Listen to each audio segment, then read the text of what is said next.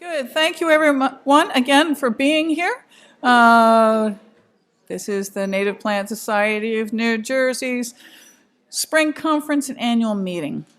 And I have the honor of introducing our next speaker. Doug Tallamy introduced me to Sarah F. Jane, and I am so very, very glad he did.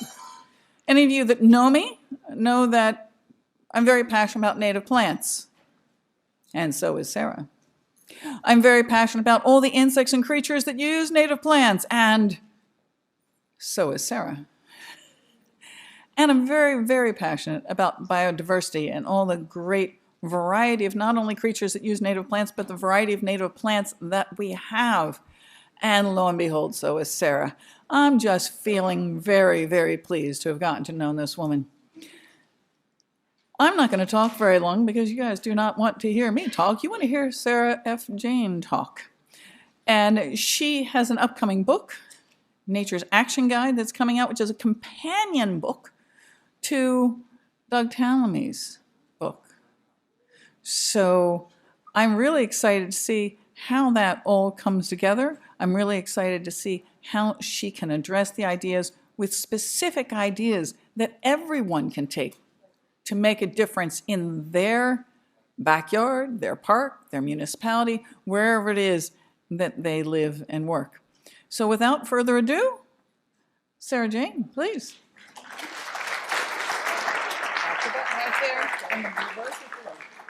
Thank you so much. It's really a delight to be here with all of you fellow native plant enthusiasts.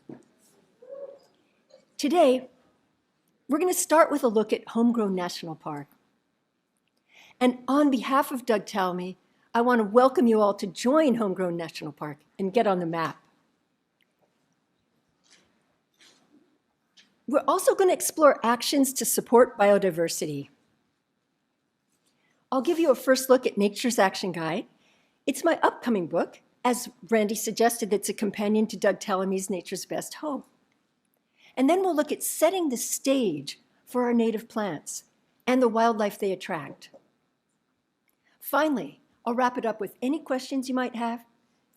And throughout the presentation, I'm going to be sharing tools that I hope you're going to be able to use today, or maybe not today because it's quite rainy. Probably like you, I've worked with plants my whole life. I've planted a lot of plants. I planted trees on the Christmas tree farm, various Christmas tree farms that I've worked on. I planted the crops that I grew for farmers market. And I planted what I thought were wildlife oases everywhere I lived. That is, until, like many of you probably have, I read Doug Tallamy's first book, Bringing Nature Home.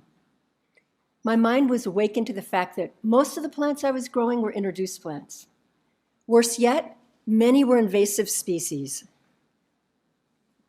Some of the plants were even toxic, like Nandina, shown here. The stems, leaves, and the red berries of Nandina are so toxic that birds and animals can die within an hour or even within minutes of ingesting them. Yes, I planted Nandina. Clearly, I had to change my ways. I spent every available hour removing invasives, sowing native plant seeds, planting native plants, and warding off the deer. Does that sound familiar to anyone? I think New Jersey has, I actually looked at it, and we have similar competing deer population pressure, deer pressure, and it's one of the biggest problems we face. But as I looked around one Saturday afternoon at my neighbors' endless expanses of lawn and listened to the incessant roaring of their lawnmowers, I had a brilliant idea. I had deduced from Doug's books that he lived in southeastern Pennsylvania, which is where I live. And I thought, why don't we just move near Doug Tallamy's? And the prospect really re-energized me. A week later, I was weeding out the ground ivy underneath my persimmon tree, and I came across a scrap of paper, and I looked at it again, and it was an envelope with a return address label on it. I looked at it and I did a double take. The address label read the Tallamy family. And I said, could this be the Doug Tallamy family? I found out that it was. Their house was just 2 houses away from my house. It turned out that I already lived near the Tallamys. But as I'll explain later, it was several years would pass before I had the courage to introduce myself. Now let's take a look at Homegrown National Park and Doug's urgent call to action to support biodiversity. You're probably hyper aware of the problems and the challenges when it comes to building wildlife habitat and supporting biodiversity. The work ahead is too urgent and the time is too short for us to dwell on the problems. We've got to move into action. This is what we'll focus on today. Almost 25 years ago, the Tallamys bought a 10-acre section of a hay farm next to the property that became the subdivision where I live. Shown here is a modern-day view of another section of that hay farm. This one actually neighbors the Tallamys property. The Tallamys worked hard on their property to restore the eastern deciduous forest that had been there 300 years earlier. As the caterpillar and bird populations grew, Doug was eager to spread the message that, in fact, nature could be restored on private property by regular people. Although Doug and Cindy are hardly regular people, but they worked hard, just like you and I, on their property, and they made it happen. Thus, bringing nature home came into being in 2007. 13 years later, Doug wrote Nature's Best Hope. In it, he shared his vision for a homegrown national park, a park larger than all the U.S. existing national parks combined, a homegrown park built by the efforts of many people. Urged on by Michel Afanderi, he co-founded the Homegrown National Park in 2020. The Homegrown National Park's initial goal is to restore 20 million acres of native plantings to the U.S. This represents approximately half of all the green lawns on private property. It's going to take all of us to reach this goal. Homegrown National Park has 4 sociological goals: to increase the awareness of biodiversity crisis and its solutions, to create a culture of supporting nature where everybody takes a part, to map the progress of all the conservation efforts by all the organizations that are working on it and by all the private property owners, such as you and I.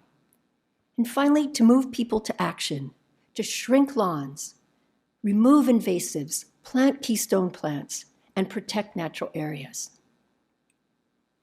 Along with the sociological goals, Homegrown National Park encourages everyone to help their properties to provide these 4 ecological services. As native plant enthusiasts, this is where we come in.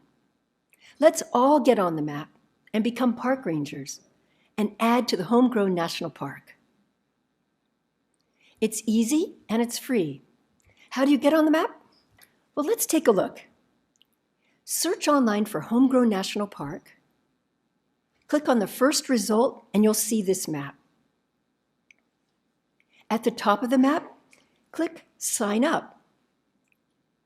Click My Settings in the drop-down menu, and then enter your planting goals.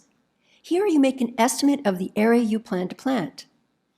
Even containers on a balcony count and are a help. Finally, you click Save, and your firefly marker will light up. Now, let's take a look at how to act on Homegrown National Park and Doug's urgent call to action to support biodiversity.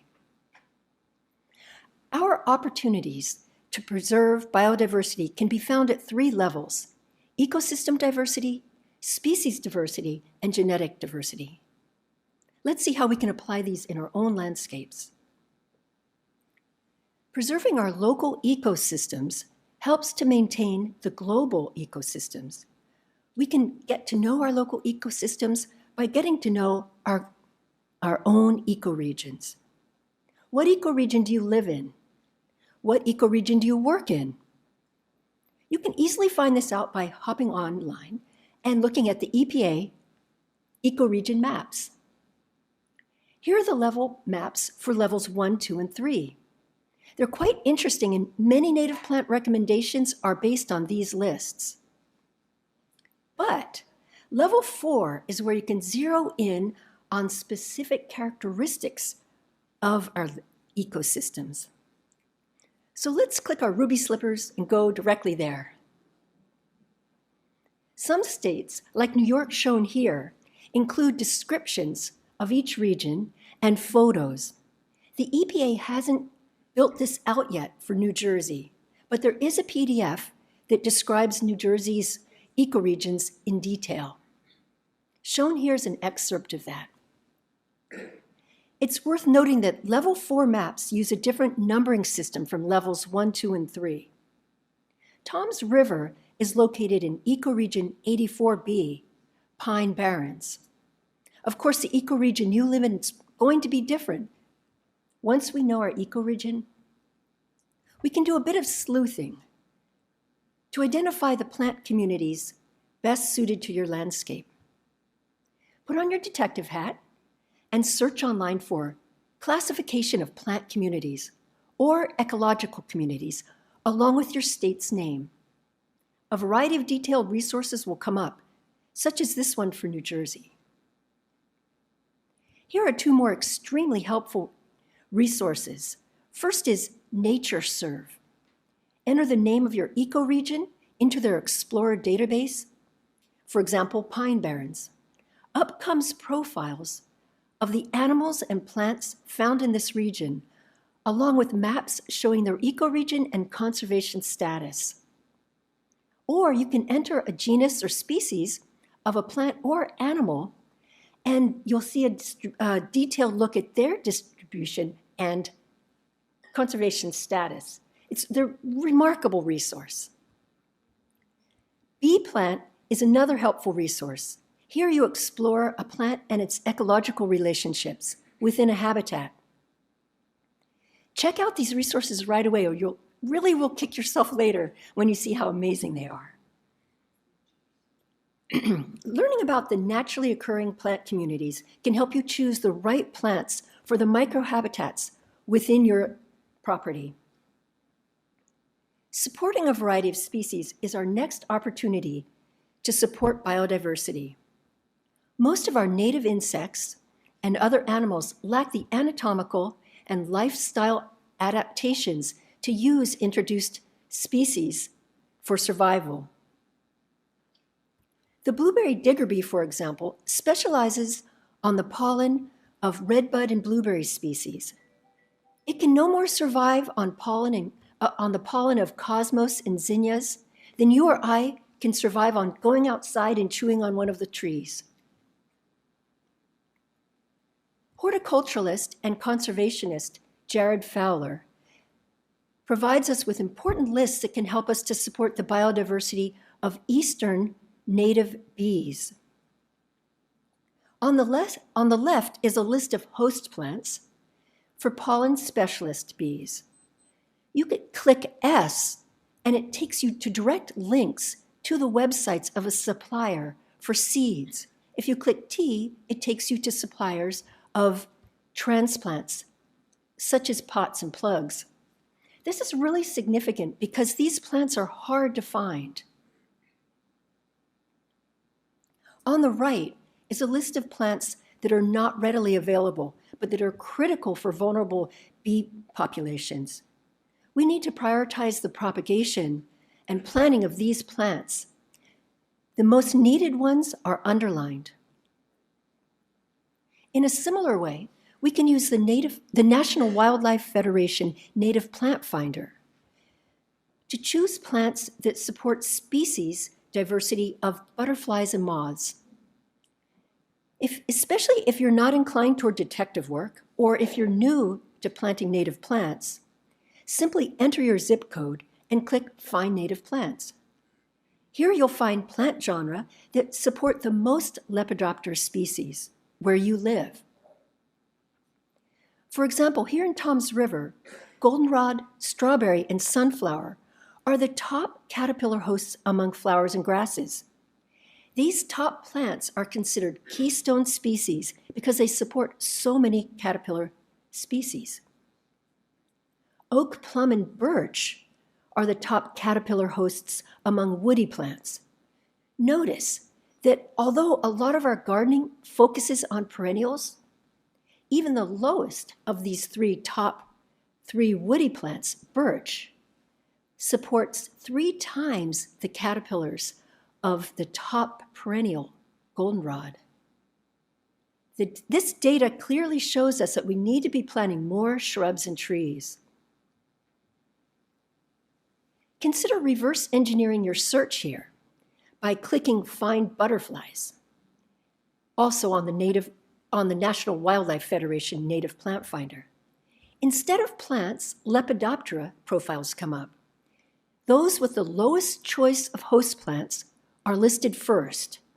These are the specialist caterpillars. Many of these host plants are also keystone species, so you likely already have a lot of these planted if you've been striving to plant keystone species.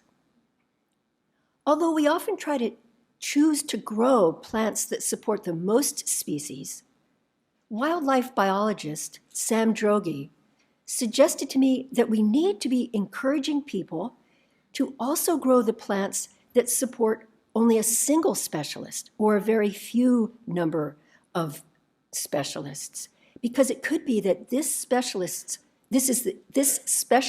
only chance for survival in your area.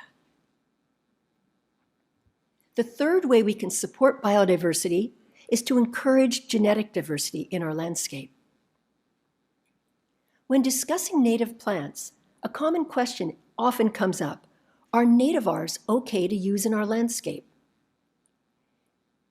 It's often answered by reporting the results of trials that compare the number of pollinator visits or caterpillar sightings on straight species versus nativars. For example, Mount Cuba in Delaware conducted a trial of Phlox paniculata. In the final report, it was noted that Gina, a selection found in the wild in Tennessee, attracted more butterflies than any other garden phlox in the entire trial. It's understandable that we might all conclude that here's a case where planting the straight species is better than planting a nativar is better than planting a straight species. Think for a moment, what's the problem with planting this nativar instead of a straight species? If your mind went to something related to genetic diversity, you got it. The problem is, most nativars have to be propagated asexually, for example, most often by tissue culture, which are micro cuttings.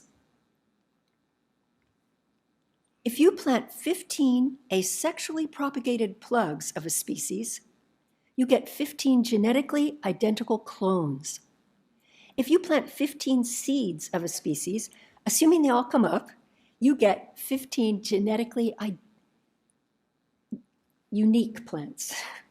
A population of cloned plants lacks the genetic variation that provides resilience to help the population withstand challenges. Another problem is that nativars may cross-pollinate with the straight species wild population and contaminate their genetic pool. This can lead to the disappearance of the wild species. Now, please don't poke pins in my effigy. I'm not suggesting that cultivars have no place in our landscape.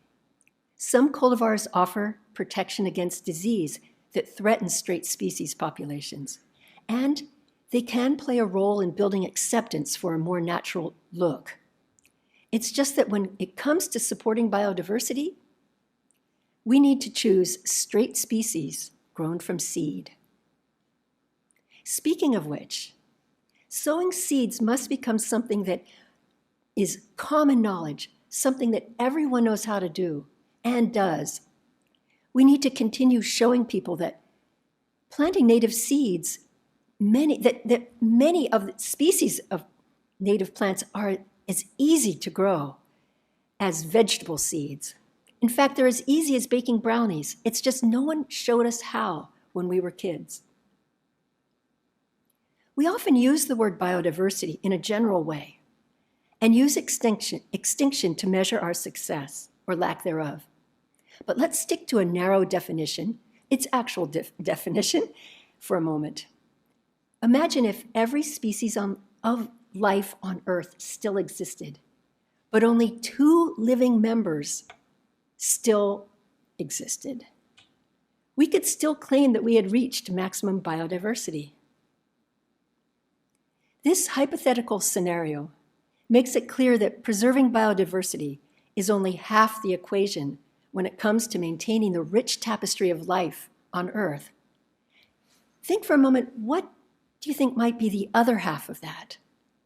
Does anyone want to holler out? Well, if you were thinking abundance, that's it. I really want to use the word bioabundance, but unfortunately, it's not in the dictionary.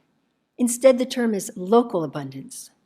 Small populations, like clonal populations, lack the resilience that large populations have when it comes to habitat loss, predation, disease, extreme weather events, or something else that takes a toll on a population. When I was a kid in Southern California, I remember visiting Mission San Juan Capistrano to see the amazing kaleidoscopes of butterflies, taking a break on their migration south on their way to their breeding grounds in Mexico. We're all aware of the plight of the monarchs, which up until now has largely focused on the Western monarch. Unfortunately, on February 7th, the World Wildlife Fund of Mexico reported that the breeding grounds for the Eastern monarch dropped from 5.4 to 2.2 acres. This is a shocking decline, over half, and it's the second worst year on record. If you dare to admit to being old enough to have been driving in the 1980s, raise your hand if you recall your windshield being plastered with insects. Our windshields might as well have been sprayed with glue back then for how hard it was to clean them. This is a reference point that young drivers of today don't have. A differing perception of change such as this is an example of shifting baseline syndrome. It's actually a big obstacle to garnering urgent action for wildlife protection. To avoid sliding on the slippery slope of shifting baseline, consider documenting the local populations on your property. I like to use this scale, along with tallies of sightings of butterflies and moths in my wildlife habitat, to get an idea of the fluctuating populations. These are naturally occurring populations, unlike the plant populations, which I influence through the choices I make about which plants to plant. When recorded at regular intervals, this scale can provide a rough estimate of the population fluctuations in your wildlife habitat. Take a moment to think about the answers to these 3 questions.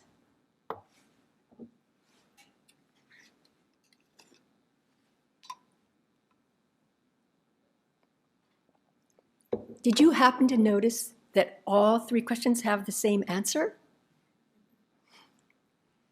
If you were thinking build wildlife habitat or something to that effect, you got it. The thing is that when a species is at risk, its habitat is likely also at risk.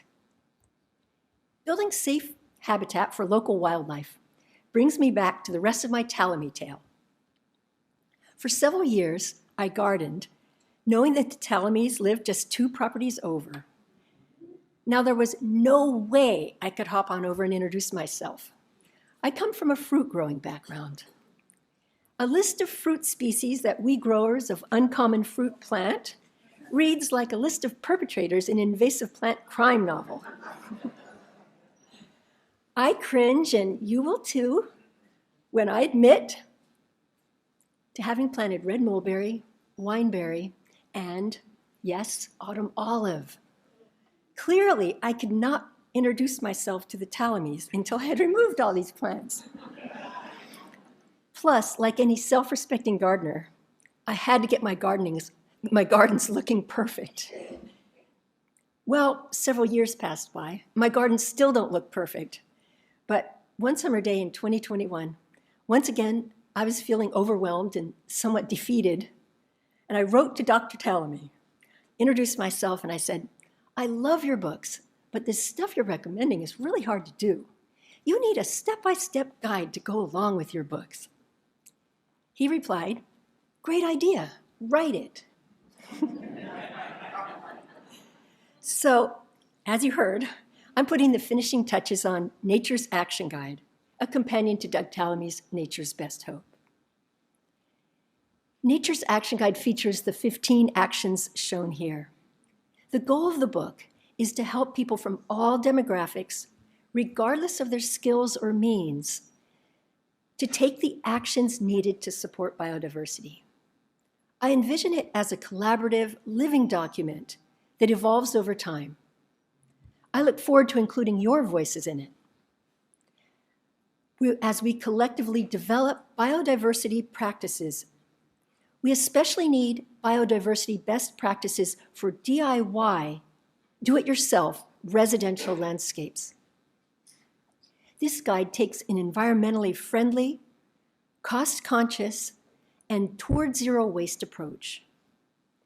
Each action begins with a handy checklist. Each checklist is followed by a DIY guide filled with how-to steps and recommended resources, some of which we're looking at today. It's important to me that these actions be accessible to people on a shoestring budget and to people with no gardening experience. The action guide covers how to protect wildlife, shrink lawns, remove invasives, identify keystone plants, support pollinators, and create nesting and pupation sites. It also explains how to propagate native plants, add water features, design a natural landscape, and build acceptance through cues to care and orderly frames. The entire purpose of Nature's Action Guide is to make it easy for people to act on Doug's message. Let's look at some of the strategies for setting the stage to do exactly that. As the foundation of the food web, native terrestrial and aquatic plants are the main characters in this unfolding drama we're all participating in to support biodiversity while we still have time to do so. Ironically, setting the stage for native plants first requires the removal of plants, invasive plants. We need to be able to distinguish friend from foe. Today I want to share a glimpse of one of the tools I use perhaps most often. The Biota of North America program, MAPS, developed by Dr. John Cortez. They're fondly known as the Bonap Maps. The Bonap Map website is getting a new look, and it's getting updated maps, so it may look quite different if you visit this in the future. When you're considering purchasing a plant, or a plant volunteers in your landscape, you can use the Bonap Maps to quickly determine the status of the plant in your community, rather in your county. Here's an example. The honeysuckle genus has some good and bad, very, very bad, players. Let's take a look at the Bonap Maps for two members of this genus. Search online for Bonap County, and then follow it with the species that you're curious about. Here, the lime green shows us that twinberry is native to many counties in the western U.S., but none in the east. There are only 3 counties marked in yellow. Do you spot them? This shows that the plant is native to the county, but rare. Also, don't get confused by the dark green. The dark green indicates that the plant is native to the state, but it doesn't necessarily mean it's native to your county. That can confuse people as well. Here, aqua blue shows us that Japanese honeysuckle is introduced in these counties. Bright pink indicates that it's found in the county, but it's on a state or county noxious list. This is the honeysuckle that we all know. Oh, so fragrant, and oh, so much work to remove. I don't succeed in that. Cindy Tallamy does. Teal green represents a plant that is inventive. For Nature's Action Guide, Dr. Cartez asked that I explain inventive because it's the most confusing term to people. An inventive plant is not native in the county. However, it is native somewhere in the region. For example, purple coneflower, shown here, is native to parts of the US, as indicated by the lime green and the yellow, but inventive in the northeastern tip of New Jersey.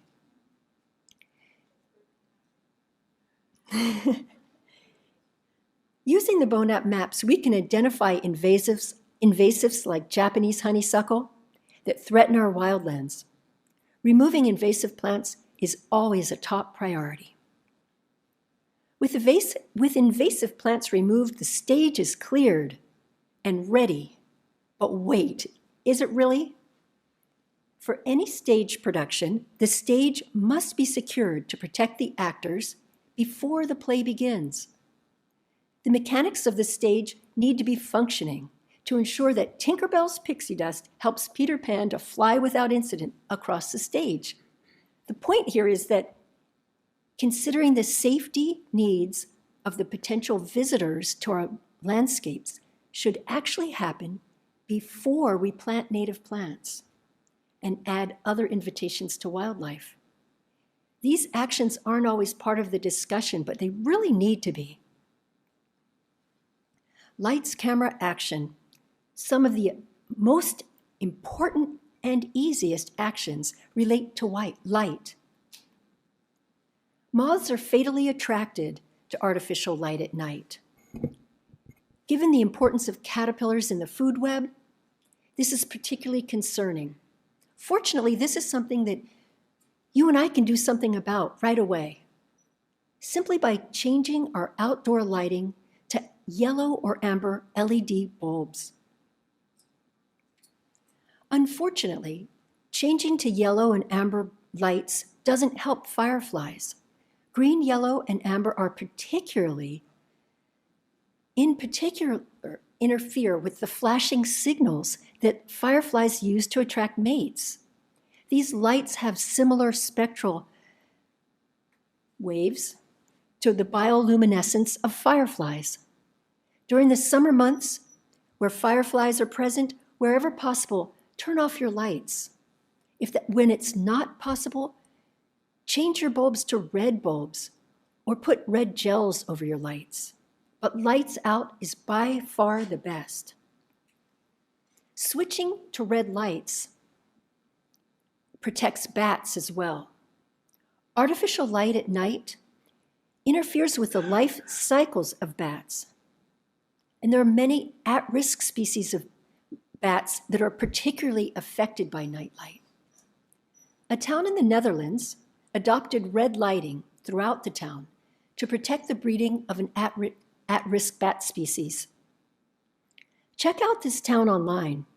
You might be surprised, as I was, that the red lighting really wasn't unpleasant.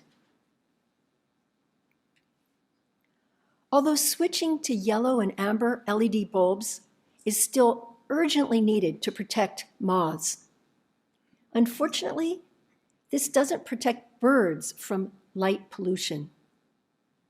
Migratory birds are especially vulnerable to artificial light at night, like the white-throated sparrow shown here. They become disoriented and strike glass, or they fly around all night, and they finally land exhausted and vulnerable to other hazards, such as predation. Turning out lights includes pulling our blinds at night, pulling our curtains closed, and where light is absolutely necessary, light fixtures should include dusk to dawn motion sensors and timers. Lights should be shielded to direct light downward where it's needed and nowhere else. If resources permit, consider replacing outdoor light fixtures with dark sky friendly fixtures. For ideas, search online for dark sky lighting. So important is the need for dark skies that Dark Sky, which was formerly the International Dark Sky Association, recognizes properties as sanctuaries, reserves, and parks. With a few changes in our habits and minimal expense, we can create unofficial dark sky parks of our own. We've just seen that for birds, artificial light at night is deadly. Unfortunately, the day offers an equally fatal attraction. An unfortunate trend in residential housing is huge, excessively huge windows. Each plate of glass is a shining beacon to birds that mistakenly fly into the reflections or mistake the reflections for an opening in vegetation. They don't actually not mistake the reflection, they actually see in and think it's an opening in vegetation. In the United States alone, over 1 million birds die per day when they hit glass, like this tragic collection of glass strike victims here.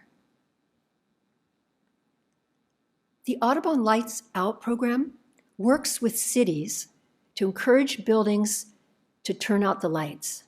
Volunteers patrol the downtown streets early in the morning before the street cleaners begin their work.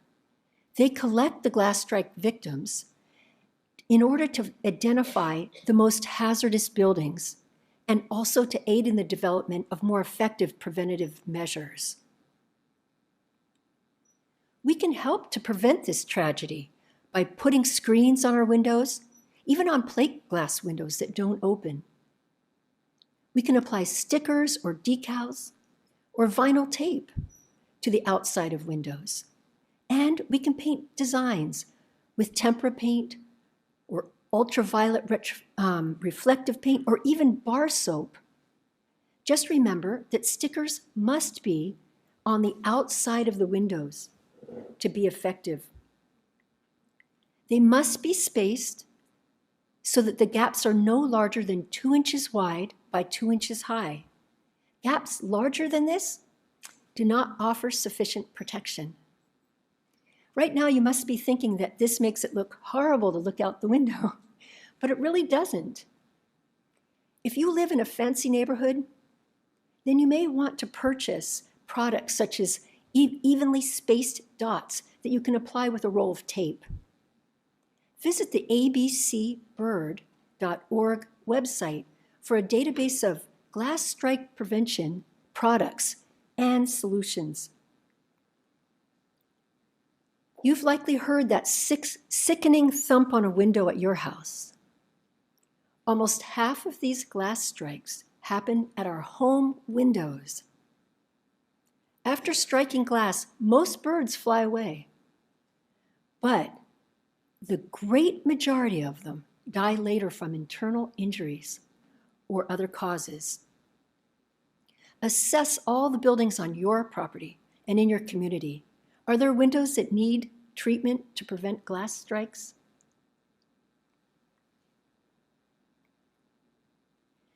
At the risk of being booed off the stage, I'm nevertheless compelled to mention that we must protect our wildlife habitat from our beloved cats.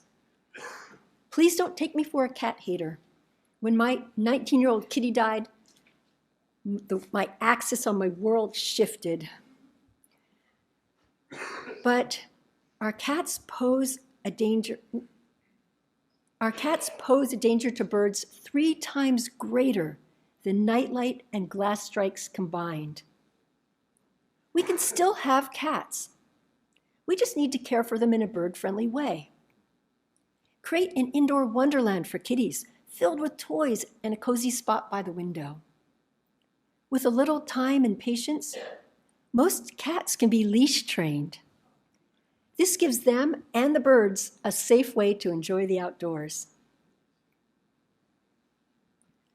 My mother thought I photoshopped the picture of the cat on the leash, but I didn't. Now the stage is truly ready. Collect and sow native plant seeds. Plant native plants by the wheelbarrow load. Let's fill our landscapes from ground to sky. As we come to a close, I'm reminded of a live webinar featuring Doug Tallamy that I recently participated in. During the Q&A, a viewer posted this question: how will I know if I'm getting it right? I wanted to unmute and exclaim, you'll know. You'll know when you find a hatched eggshell or a frass from a stem nesting bee.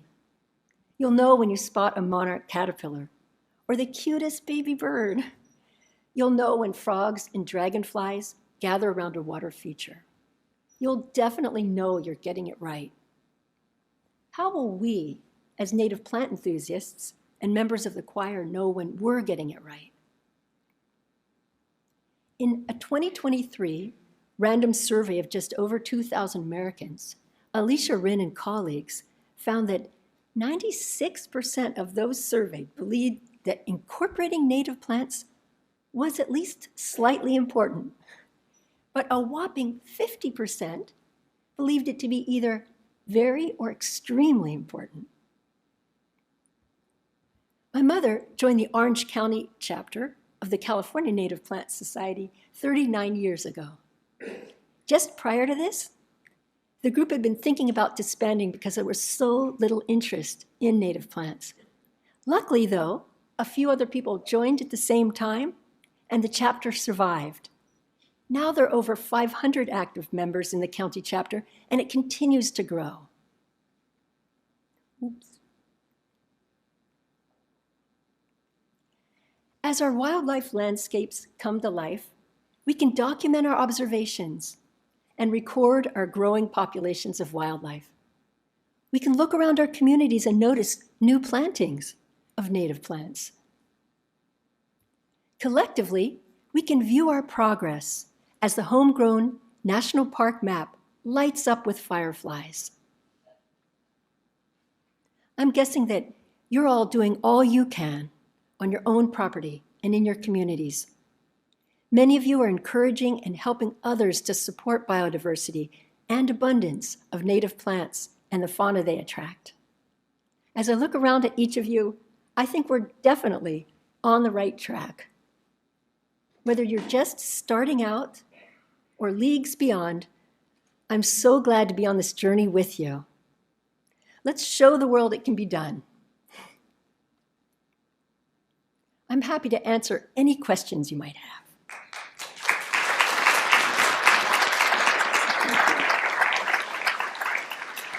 Okay.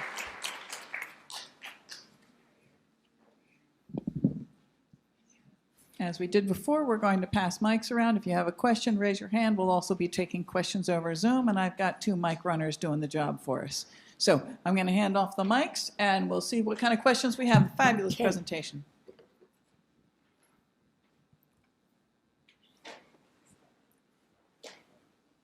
We have 2 on Zoom. Does growing vegetables such as asparagus and broccoli, which attract bees and caterpillars in large numbers, affect the genetic diversity of the natives growing in the area? Yeah. I have the mic. Can you hear it now? Can't. I'm talking. There we go. Hey! Does growing vegetables such as asparagus and broccoli, which attract bees and caterpillars in large numbers, affect the genetic diversity of the natives growing in the area?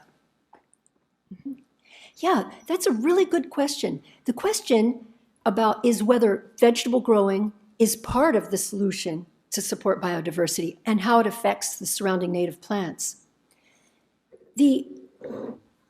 I can't comment on how it affects the native plants, but there are plants such as squash, that there are different pollinators that depend on the squash flowers for pollination. So it's a very valuable plant to include. Also, the different plants that support different caterpillars, what they're supporting in large amount is generalist species of bees and generalist species of caterpillars. So these help, but you really do want to be planting the specialist plants that you need for the native species of bees and caterpillars that I mentioned earlier. But certainly planting vegetables has a role. There's also a number of native edibles which are highly recommended to be planted, such as Jerusalem artichoke, which is also known as sunchoke. And that's a pollinator attractant and a wonderful plant providing food also for humans. There's also pawpaw, the native pawpaw trees, and a lot of different herbs that can be used for teas. So expand that and really keep planting the vegetables and keep looking for the native vegetables as well. Mm-hmm.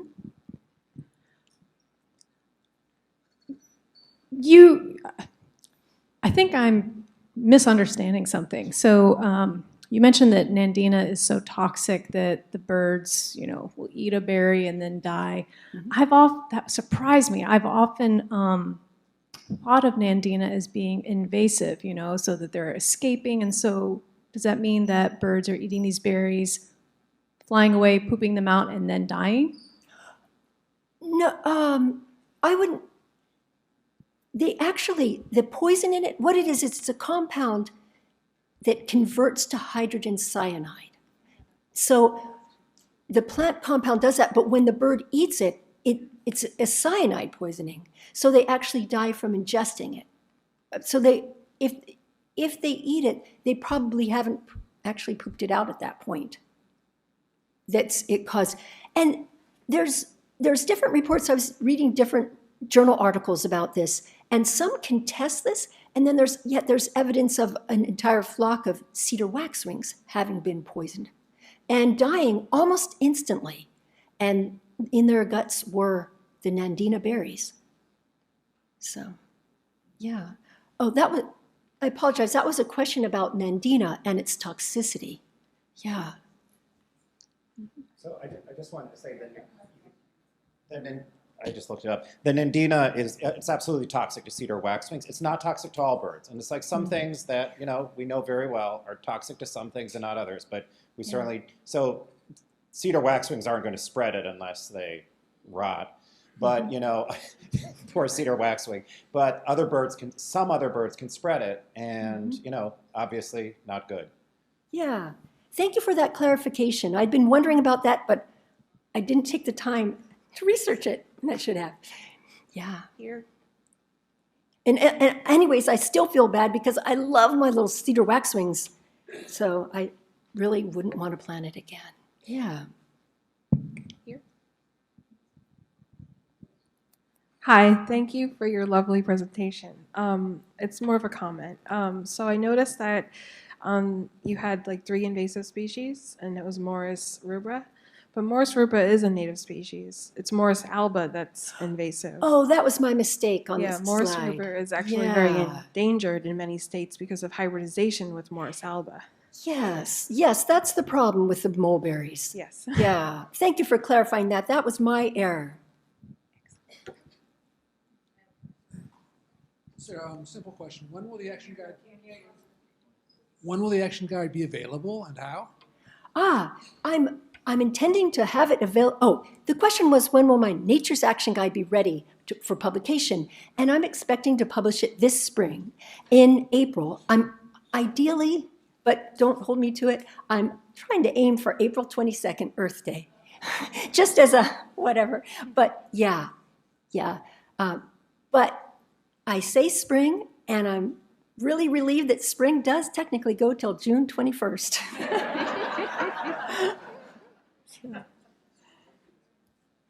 Yes, excuse me. My cousin is a member of a pollinator flyway in Connecticut.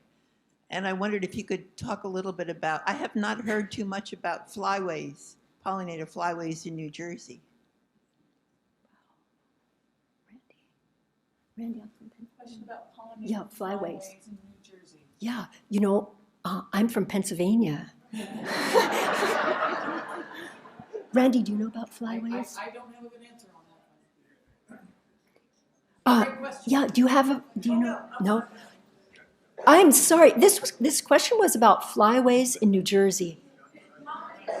Pollinator flyways in New Jersey. Pollinatorpathways.org, which started in Connecticut, has now gone through the East Coast, and there are many towns in New Jersey to register. So pollinatorpathway.org, great organization, check it out. Pollinatorpathway.org.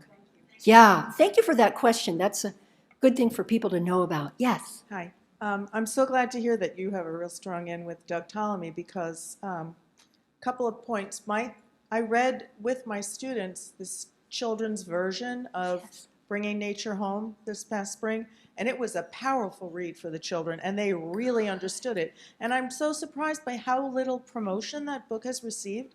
I didn't even see it at the book table outside. So, and then secondly, wouldn't it be awesome if you could now do the Nature's Action Guide for children that goes along with the Nature's Best Hope Guide for children version for children, because the kids are where it's the kids are the ones who are going to make a lot of this happen. They're going to go home and say, "Mom, what are you planting? What do you mean you're planting something that no one can eat?"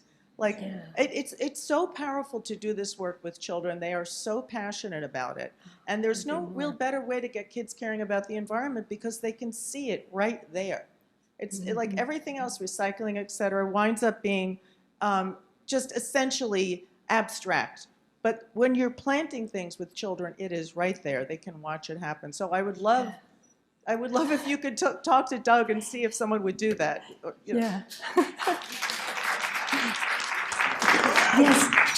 Should I comment on that? The question was about having Nature's Action Guide for children, a companion to the Nature's Action Guide for young readers. And Doug and I had talked about the importance of reaching young readers. And I did have a page, one action that says for young readers, and I just thought, this is a book, this would be a whole book unto itself. So if anyone's inclined, let me know and I'll help you do it. It's... One question. Zoom question. Do you prepare the soil for native plants in your yard, and how? It does depend. Oh, the question is about preparing the soil for native plants. In reality, native plants do best on poor soil, except for some woodland plants that need a richer soil, but many of the plants that we grow actually need the soil that's there. So you don't want to be amending it unless it's a soil there if you have a rich woodland species. But it can really depend on the site, because if you have a place that has just been newly constructed, that soil's really, really hard to work with. Yet I've found even with that you can plant some of the more rugged species, start with something like Monarda punctata, spotted bee balm, and some of the others, and get those going, and that starts to build the soil naturally. So that would be, the way I would start would be to just clear it of invasives through cardboard sheeting, and then go from there. That it starts to build up over time, and it's surprising what the plants will do for you if you just plant them. Yeah. Question here. In addition to that, I would say don't give up. Because when you're planting on a cleared space, especially after construction, and you're doing your best to amend with sheet mulching and adding organic matter, that landscape will swallow up plants for some time. And just keep doing it. Keep putting them in. They will catch on. Don't be discouraged. Yes, I couldn't agree more. Keep on planting. Yeah, it really is a lot not to give up. Zoom question. Another Zoom question. Thank you very much for the talk. With the redefining of the hardiness zones in response to global warming, is it at all proactive to plant certain inventive plants? I attended a lecture suggesting gardeners in the Northeast plant a Tennessee echinacea to expand its seed availability. Yeah, this is something that is sort of emerging as maybe a controversy, but it doesn't need to be. I know that Doug's take on it is he doesn't support planting for climate change. I think it's a personal decision. You might do research and see where you fall in on that. The question was about planting for climate change. And yeah, so quite frankly, my approach is to plant the plants that are native currently to support the current populations. But yeah. Another Zoom question. Sure. Is lighting very close to the ground, such as along a walkway, just as detrimental to night flyers as overhead lighting? No, it's not as detrimental. The very important thing is to be sure that, I took it off, to be sure that the light is shielded face down. That there are night lights where it's more like a light like this going up, that's just as bad. But if you have a shielded, like a tulip, that is not as bad, and you can use them. Yeah. The question was about shielding, well, rather about pathway lights. And are they detrimental when they're close to the ground? You do want to keep them as close to the ground as you can. Yeah. Hi, yeah, thank you for your talk. I have a light that's outside the town's light, and it was out for about 6 months, and so it was lovely because it was dark where I was, and then they replaced the bulb, so now it's back. So what do you do about town, like the whole town of Manasquan has all these overhead lights. So what happens with that? I can control what I have, I shut everything off, but what about the town? The question is about how night lights that are public city or utility lights that are shining, really, this is rather like an HOA. The way to make the change is to infiltrate. Get in there and speak your voice and show some of the pictures that are, these are the consequences. This is where we have basically 20 years before 1 million species, the UN predicts 1 million more species to go extinct. Some of those will be species we've never heard of, and many of them will be species not even identified yet. But the way to make the change, like Marielle was saying, we really need the political change in addition to our actions. Yeah, it's a hard one. Maybe like a rock? You can't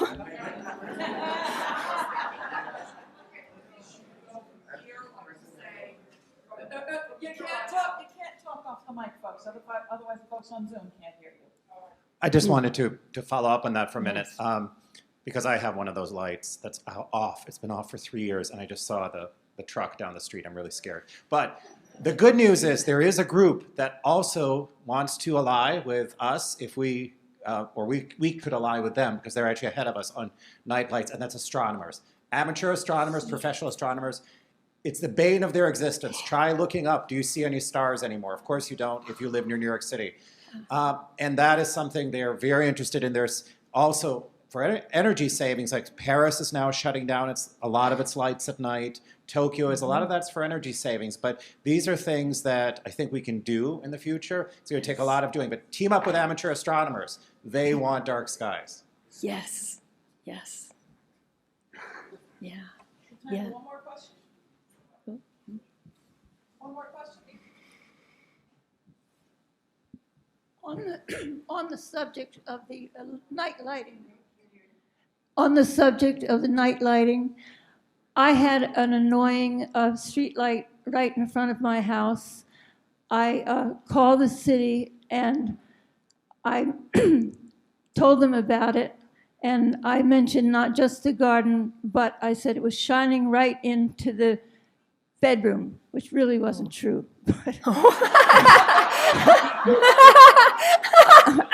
I think it worked because they came and put a shield around it, which is not better yay. than. Mhm. So you might try that.